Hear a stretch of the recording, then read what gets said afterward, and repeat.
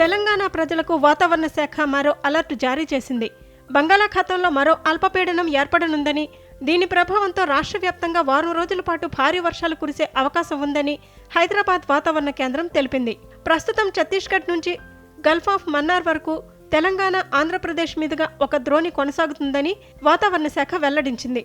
దీనికి తోడు బంగాళాఖాతంలో ఉన్న ఉపరితల ఆవర్తనం మరింత బలపడి ఈ నెల 11 నాటికి అల్పపీడనంగా మారే అవకాశం ఉందని తెలిపింది. దీని ప్రభావంతో రాష్ట్రంలో వచ్చే వారం కుండపోత వర్షాలు కురుస్తాయని హెచ్చరించింది.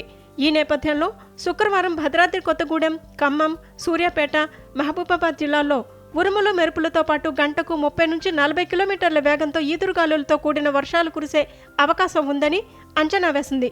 శని, ఆదివారాల్లో భద్రాద్రి కొత్తగూడెం, ఖమ్మం, నల్గొండ, సూర్యాపేట, మహబూబాబాద్ జిల్లాల్లో అక్కడక్కడ తేలికపాటి నుంచి మోస్తరు వర్షాలు కురిసే అవకాశం ఉందని వెల్లడించింది. కాగా గడిచిన 24 గంటల్లో రాష్ట్రంలోని పలు ప్రాంతాల్లో భారీ వర్షపాతం నమోదైంది.